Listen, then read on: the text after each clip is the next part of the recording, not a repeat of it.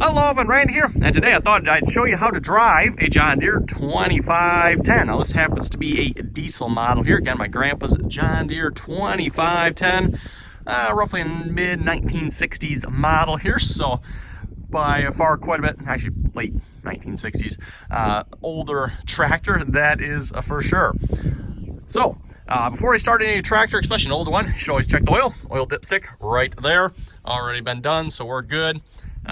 Pre-filter up there, air filters behind here for those of you kind of curious, right back there.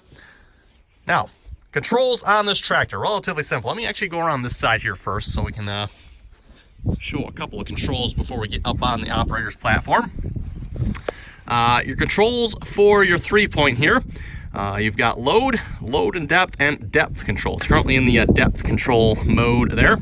This lever simply goes up like that, and you put it in whatever mode you need it in.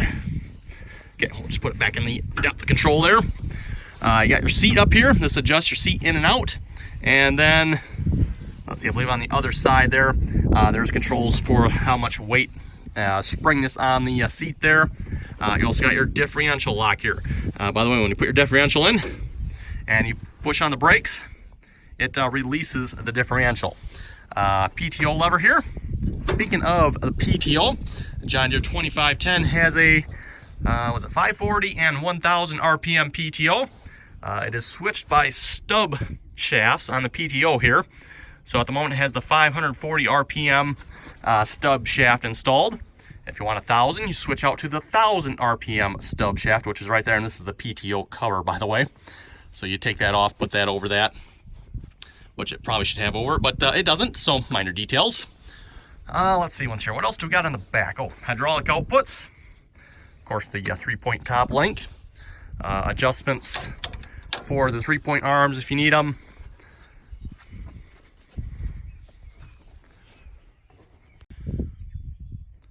Just a real quick detail on the seat here again. Like I was saying, this lever adjusts the in and out. You pretty much move it to the position you want it in, and you can pull that and up and down with the seat. Also, the seat has a spring tension, which if you look right there, it is set to roughly 175 pounds there, give or take a little bit. The adjustment for that is, if you see that right there, that's where that adjustment is. You turn that in or out, depending on how, basically depending on your weight. So you set it there. Okay, I think we're ready pretty much to mount the tractor here. So, controls up here. We got alternator light, oil pressure, tachometer, hours. On the tach here, we got an interesting knob that you can select what gear you're in, and it'll tell you roughly how fast you're going based on your speed. So, let's say this needle's going up through here. That means you're going roughly 8 miles per hour in 7th gear. Now we had it set to, turn this back here, had it set to 8th gear here. So if your needle's up right about here, that means you're going roughly 16 miles per hour. Roughly, I'm not entirely sure how accurate that is, but coolant, fuel gauge on this one doesn't work. Then we also have a custom mounted oil pressure gauge up here as well. That's not factory, of course. We have, this is our hydraulic output, up and down. We also have our 3-point lever. Now this can have 2 hydraulic outputs, by the way. So that's what the second one is for. This tractor does not have that. It just has the one. So up and down, or depending on whatever your implement has, back and forth, up, down, left, right, tilt. Over here we got our gear selector. This tractor has 8 forward gears and 3 reverse gears. Up here we got our throttle, which also is the stop, by the way. So to stop this diesel tractor, you pull this out, and then it'll rotate up further.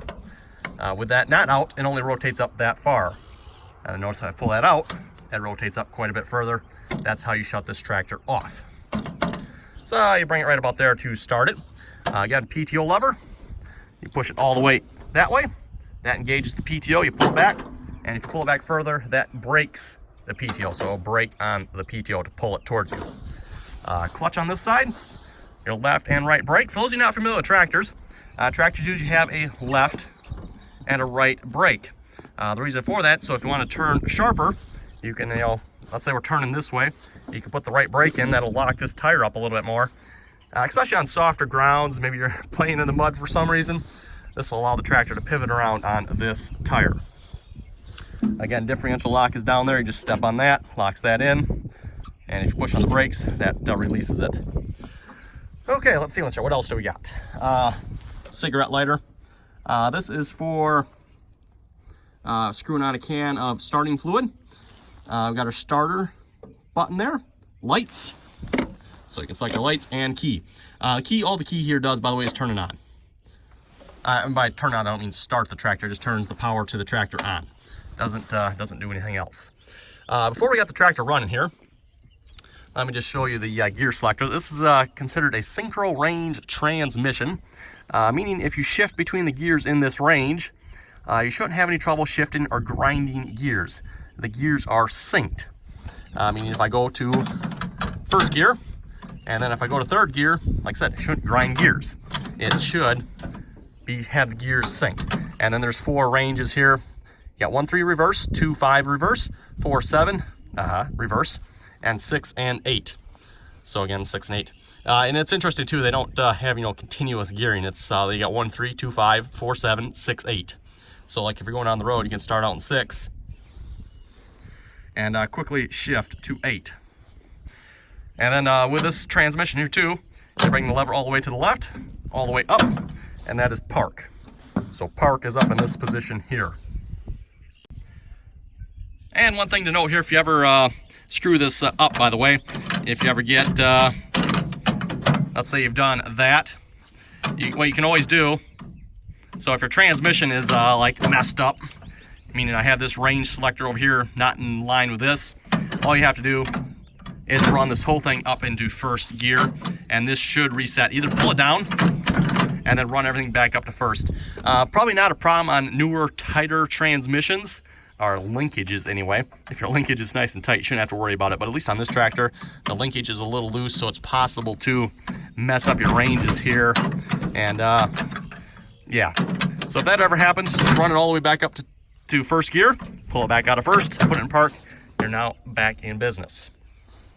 Also got a foot throttle down here, so that's a foot throttle.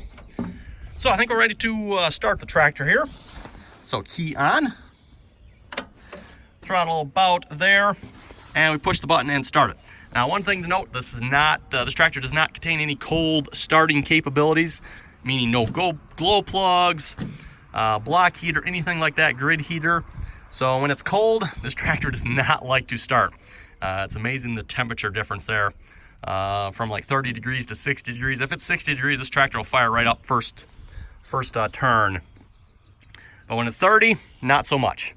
And it's already been running, so it should fire right up here. So we'll hit the starter. And there we go. She's now running. Oil pressure light should go out. So should your alternator, but the alternator is currently not hooked up on this tractor, as it both charges and discharges the tractor. Our oil pressure is climbing. Let's see what's here. So let's give it a little throttle. And we'll put it in gear. So clutch in. Pull this down to range 1, or the first range. Put it in first gear, and away we go. I don't know about you folks, that's kind of slow. So let's maybe take it down to 4. There we go, that's a little more reasonable. And if you want to know how fast we're going, we can take this down to 4th gear, and we're going probably a little over 2 miles an hour.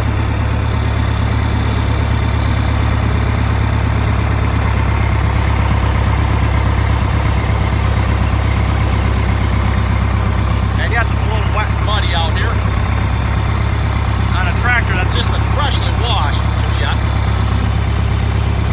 Oh well.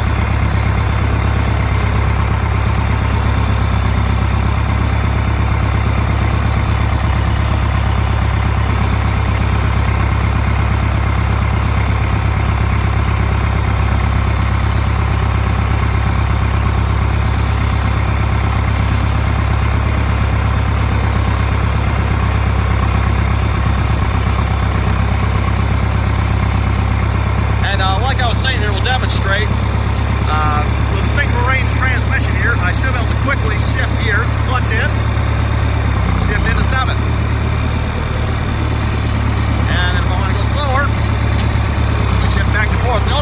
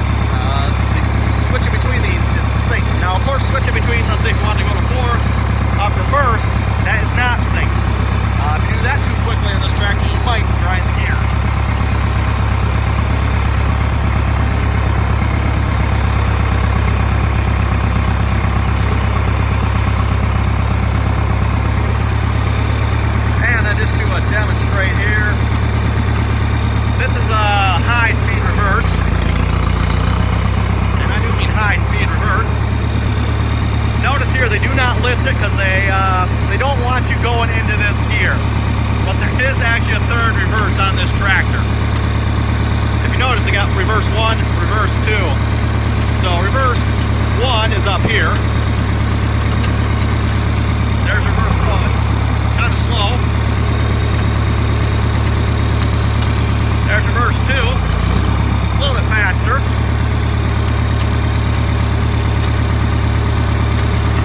And reverse three. Much faster.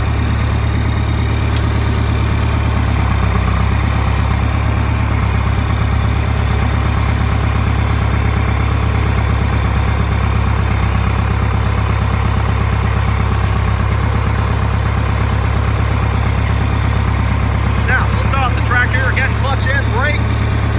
We'll shift out of the ranges over to the left side of the shifter here and all the way up the cart. Let off the clutch. We're now in park. The tractor should not move.